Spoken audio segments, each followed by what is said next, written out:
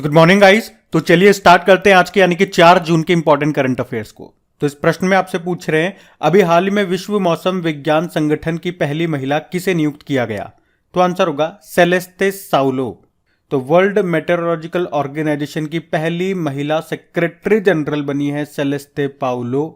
ये किस देश की है? ये अर्जेंटीना के रहने वाली है। वैसे ये 1 जनवरी 2024 से अपना पदभार ग्रहण करेंगी। किनका स्थान लेंगी? पेत्तेरी तालस का। हमने बात करी वर्ल्ड मेटेरोलॉजिकल ऑर्गेनाइजेशन यानी कि विश्व मौसम विज्ञान संगठन। इसका हेडक्वार्टर मिलेगा जेनेवा स्विट्जरलैंड में। अच्छा, एक और प्रश्न बन सकता है कि विश्व मौसम विज्ञान दिवस कब मनाया जाता है? तो आंसर होगा 23 मार्च को। और एक प्रश्न आपसे और पूछूं कि बताओ किस वर्ष तक पूरा देश डॉपलर वेदर रडार नेटवर्क से जोड़ दिया जाएगा? ये करंट अफेयर्स का प्रश्न है। तो इसका तो उत्तर होगा 2025 तक। और ये जो रडार है ये 400 किलोमीटर तक के क्षेत्र में होने वाले मौसमी बदलाव के बारे में जानकारी देगा। बाकी आप जानते हो हार्वर्ड यूनिवर्सिटी की पहली अश्वेत महिला अध्यक्ष बनी है क्लाउडेन गे। कोलंबिया यूनिवर्सिटी की पहली महिला अध्यक्ष बनी नीमत मिनोचे शाफिक। और अमेरिकी नौसेना में परमाणु वाहक पोत का नेतृत्व करने वाली पहली महिला बनी थी एमी बॉर्नस्मिट।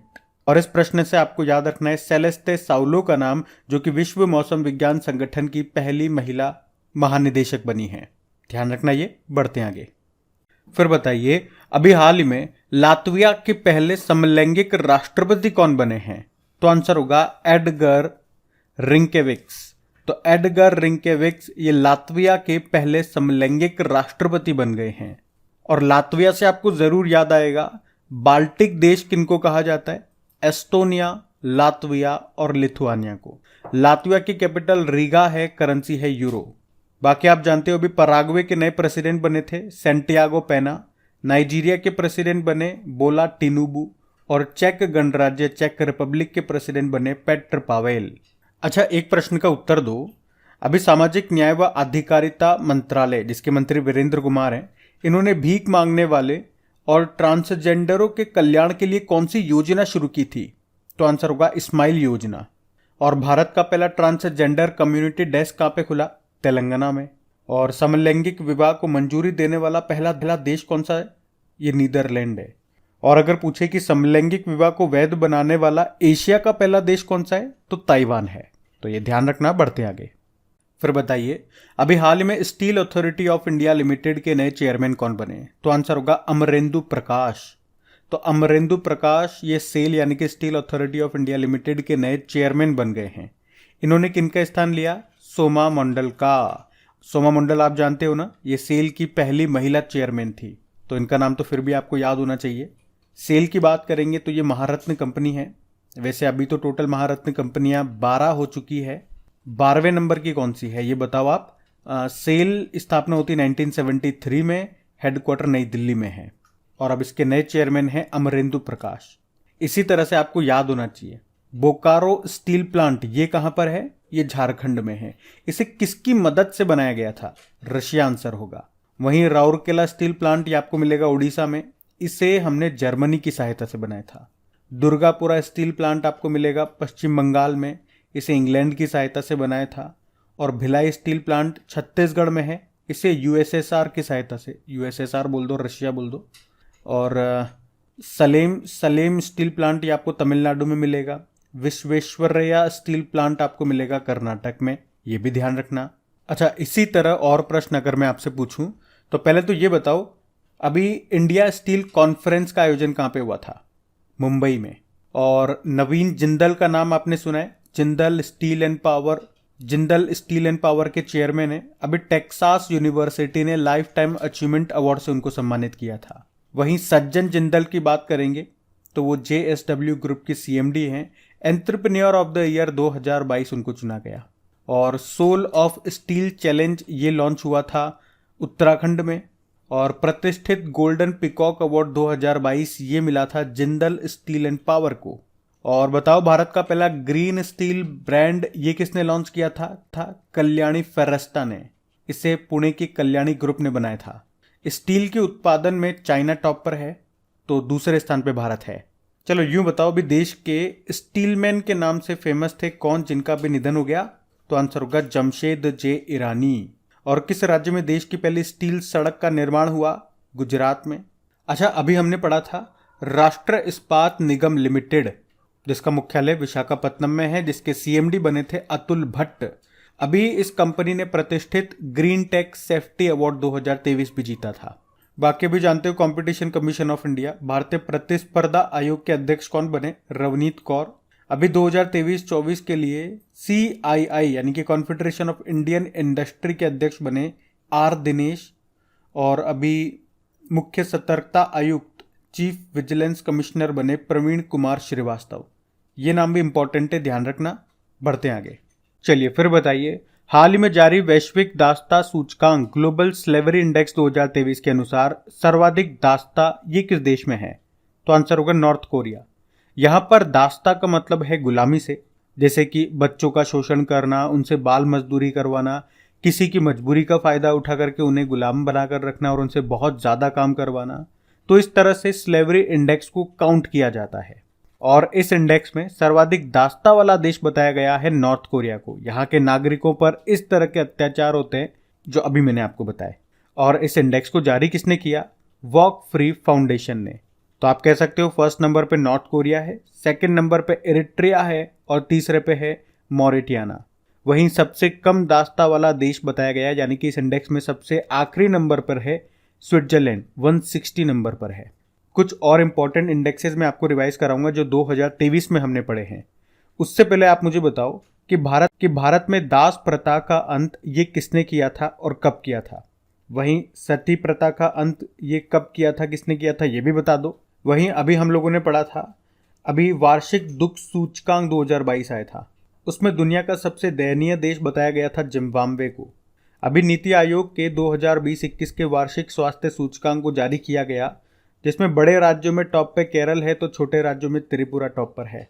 और अभी वर्ल्ड प्रेस फ्रीडम इंडेक्स 2023 आया, जिसको रिपोर्टर्स विदाउट बॉर्डर ने जारी किया। इसमें भारत 161 नंबर पर है तो टॉप पर है नॉर्वे। और भारत का सबसे इनोवेटिव राज्य बताया गया था कर्नाटक को, किसके अनुसार? नेशनल मैन्युफैक्चरिंग इनोवेशन सर्वे 2021 के अनुसार।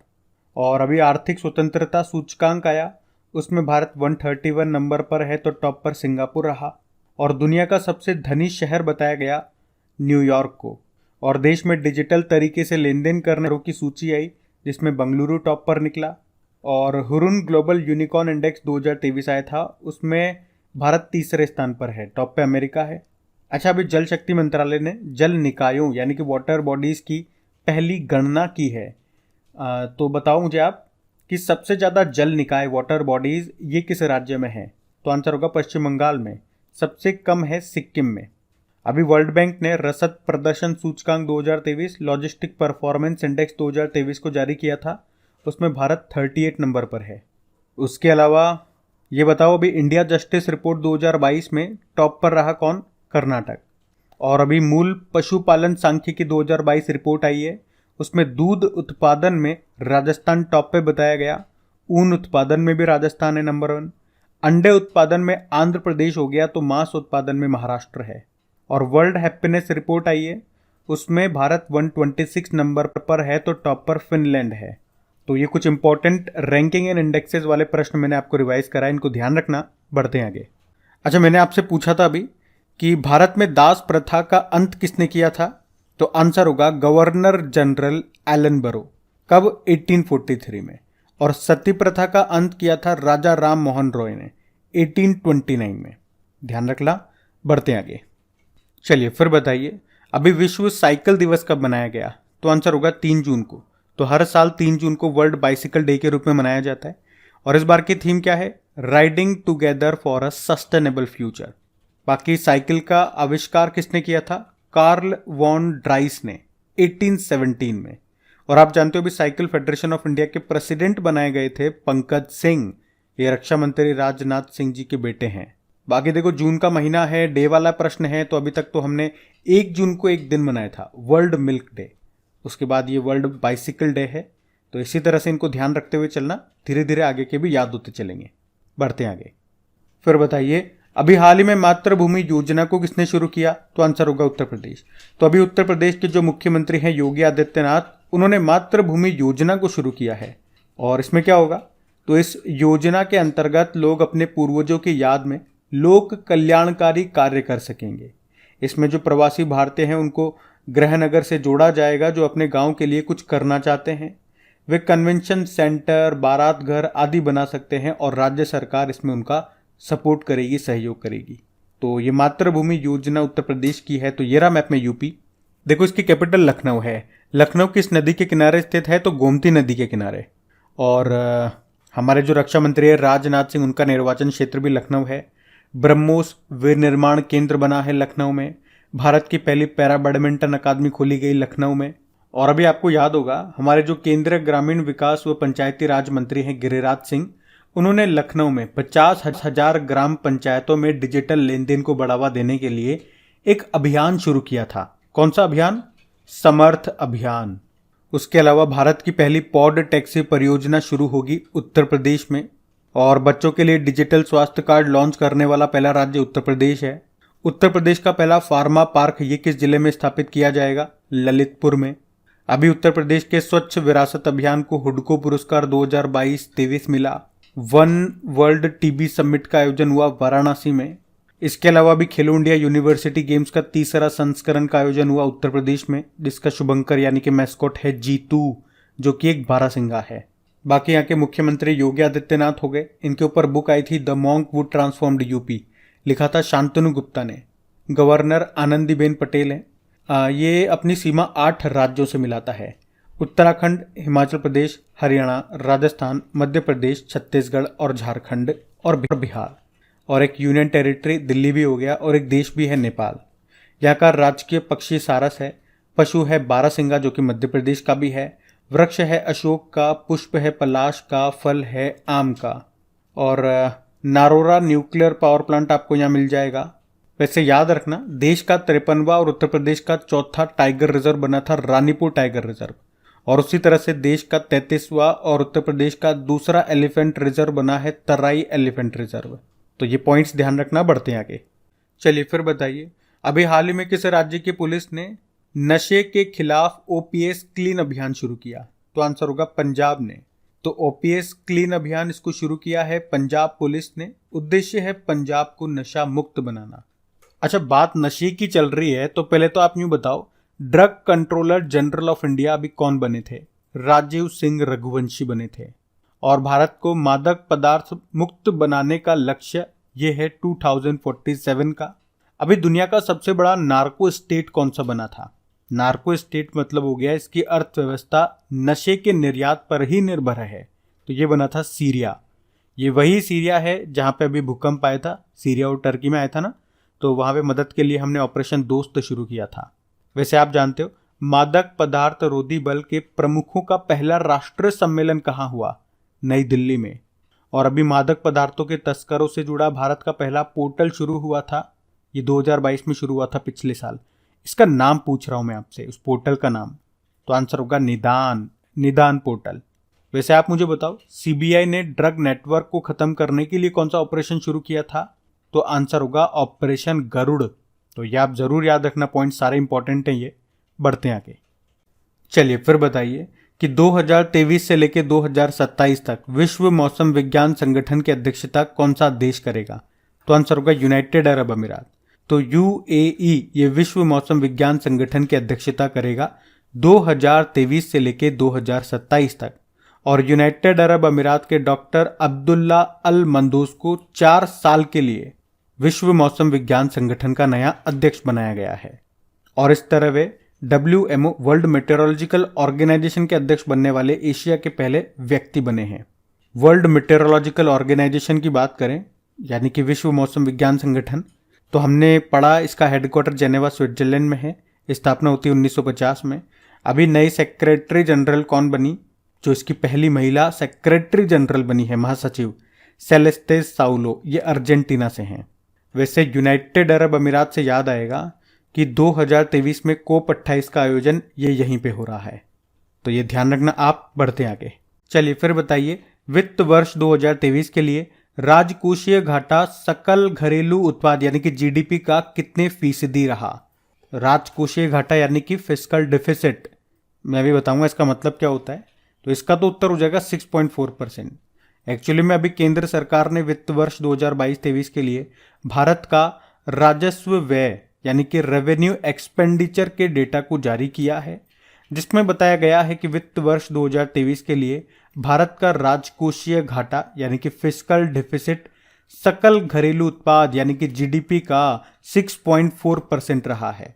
और आपको याद है इस साल हमारी जो वित्त मंत्री हैं निर्मला सीतारमण जी, इन्होंने फरवरी में आम बजट में बोला था कि 2023-24 में राजकोषीय घाटा को जीडीपी के 5.9% पर सीमित करने का लक्ष्य रखा गया है। बात करें राजकोषीय घाटे की, फिस्कल डिफिसिट की, तो सिंपल सा समझो ये सरकार के कुल व्यय यानी कि एक्सपेंडिचर और कुल राजस्व यानी कि रेवेन्यू के बीच का अंतर होता है। कितना कमाया है और कितना खर्च किया है उसको माइनस कर दोगे तो ये आ जाएगा राजकोषीय घाटा। तो आप कह सकते हो ये बताता क्या है?